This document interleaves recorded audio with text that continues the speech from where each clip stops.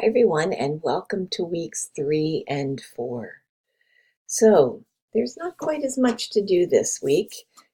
First in week 3, there are no discussions, there's no assignments, so you will spend hopefully most of your time doing the reading. That's really what we want you to do, and that's why we created this week for you. So let's just go through. Here I have this is where the activities video will be, the one that I'm making you right now will be here. And then I made a video for you about the elements of trauma, the ways that people are impacted by trauma. Then just here's our learning objectives. Okay, so we have Peter Levine's article or chapter from a book, he's a great he's just really amazing. And so reading the whole book is wonderful. But here is one chapter. You'll read chapter 4 from Perry and Salzwitz, Rothschild, chapters 2 and 3. And then these are the pages for you from the van der Kolk book. Okay. Here is a PowerPoint and a story that is all about the ACE study.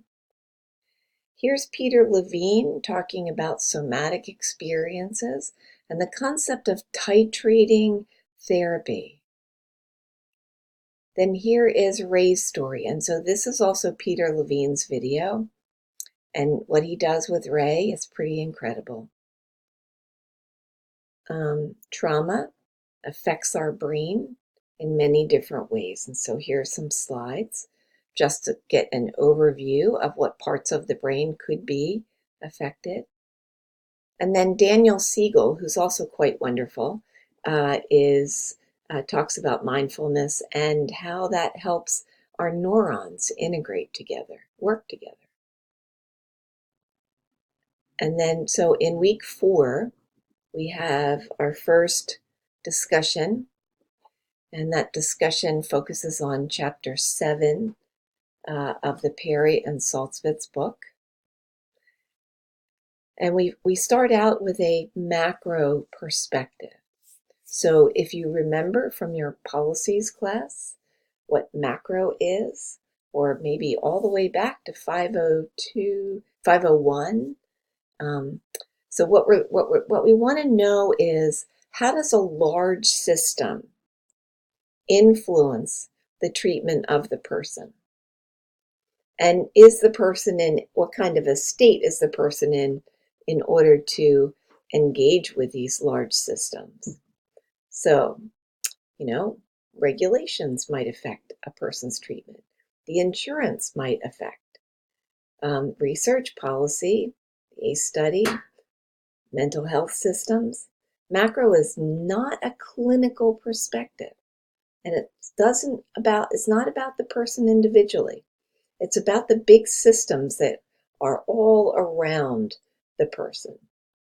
So, after reading the case example in the Perry and Salzwitz book, discuss how the larger systems listed above contributed to the trauma the children experienced, and then include your rationales for your observations.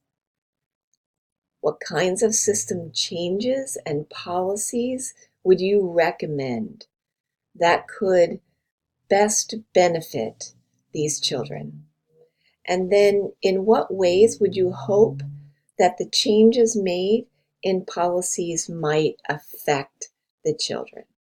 You need to use 3 references, and those references need to come from the 3 course textbooks. That would be Perry and Salzwitz, Rothschild, and van der Kolk.